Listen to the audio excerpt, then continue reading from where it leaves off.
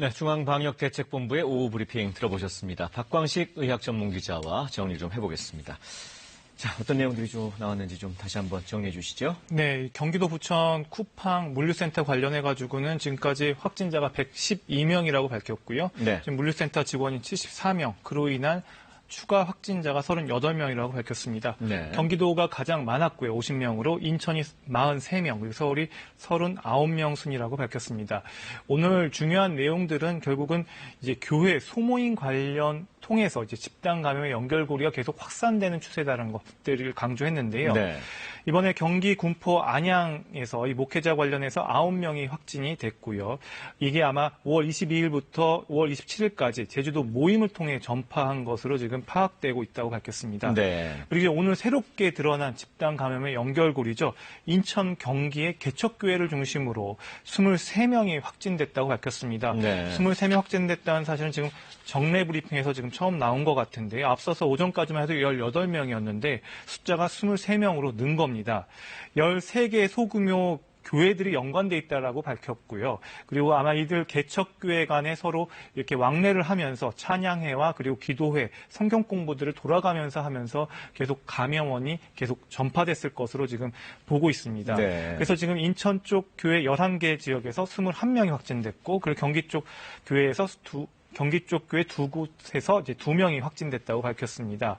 지금 그래서 방역 당국은 교회 소모임에 대해서 주중에 일어나고 있는 교회 소모임에 대해서 비대면 모임으로 전환해 줄 것을 강력히 당부를 했습니다. 네. 계속 이 교회를 통한 감염 확산은 결국은 신도를 통해서 또 가족 그리고 직장 또 지역사회 전파에 또 고리가 될 수 있기 때문에 이 부분들을 당부를 했고요. 소모임들은 더더군다나 통제가 좀 어렵겠습니다. 네, 맞습니다. 네. 특히 이 종교 모임 관련한 확진된 신도 가운데 지금 1명이 숨졌다라고 밝혔습니다. 네. 그리고 또 1명은 위중한 상태라고 밝혀서 네. 더 종교 행사나 모임을 통한 이런 방역이나 이런 부분에 있어서 좀 비대면으로 돌릴 것들을 계속 강조를 했습니다. 네. 구체적으로 5월 이후에 종교 행사 또는 모임을 통한 발생 사례들에 대해서도 공개를 했는데요. 원어성경 연구에 관련해서는 환자가 14명 발생했고 이 중에서 1명이 사망했습니다. 네. 그리고 강남구 동인교회 관련해가지고는 구리시 일가족인데 11명이 확진됐습니다. 네. 그리고 한국 대학생 선교회 관련해서는 8명 지금 확진된 상황이고요. 네. 안양 군포 목회자 모임에서는 앞서 얘기했듯이 9명 확진된 상태입니다. 네. 그리고 인천 경기 개척교회 모임 관련해서도 앞서 얘기했지만 다시 한번 얘기를 드리면 23명이 확진된 상황이고요. 네. 그리고 구미 엘린교회 관련해서도 9명이 확진된 상황입니다.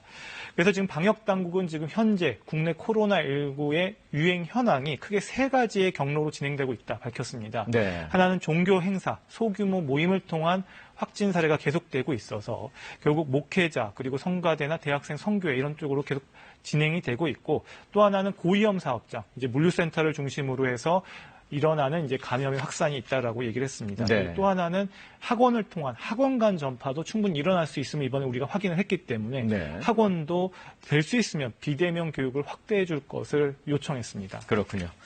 자, 그리고 이제 이런 가운데 오늘이 6월 1일 새로운 달이 시작됐잖아요. 뭐 새 달이 시작되면서 또 코로나19와 관련해서 좀 바뀐 게 있습니까? 네, 오늘 6월 1일입니다. 오늘부터 마스크 구매, 공적 마스크 구매 오부제가 폐지가 됩니다. 그러니까 출생 연월 상관없이 어느 요일이든 이제 구매가 가능하고요. 네. 18세 이하 어린이 청소년 1명당 이제 3장에서 5장까지 구매할 수가 있습니다. 네. 다만 성인은 여전히 한 사람당 3매까지 구매가 가능합니다. 네. 중복 구매를 막기 위해서 여전히 이제 신분증을 가지고 가서 이제 확인을 하고 구입을 할 수가 있습니다. 이것 외에도 오늘부터 다중이용 시설 사업장 등에서 활용할 수 있는 이 QR코드 전자출입 명부 시범 사업도 시작이 됩니다. 이제 시범 운영을 마치면요, 오늘 10일부터요, 클럽이나 노래방 갈 때 QR코드를 의무적으로 찍어야 할 것으로 보입니다. 네. 이 중대본이 분류한 QR코드 의무 시설을 보면요, 8개 업종인데요. 헌팅포차, 그리고 감성주점, 클럽이나 룸사롱 같은 유흥주점, 네. 단란주점, 콜라텍, 노래연습장, 또 하나 특이한 건 이 격렬한 운동을 동반한 실내 집단 운동 시설도 여기 포함되어 있습니다. 그러니까 여기는 이제 반드시 의무적으로 해야 된다는 거죠. 네, 맞습니다. 전자 출입 명부에 반드시 QR코드 찍어야 되는데요. 네. 실내 스탠딩 공연장까지 합해서 이렇게 8곳은 10일부터는 이제 QR코드를 이용해서 해야 되고요. 네. 이런 시설 외에도 교회나 성당, 뭐 도서관, 영화관, 병원 등에 대해서도 자율적으로 이런 QR코드가 도입이 돼서 실제적으로 빈번하게 이제 이용하게 될 것으로 보입니다. 네. 그렇군요. 알겠습니다. 여기까지 오늘 듣도록 하겠습니다. 박광식 기자 수고하셨습니다.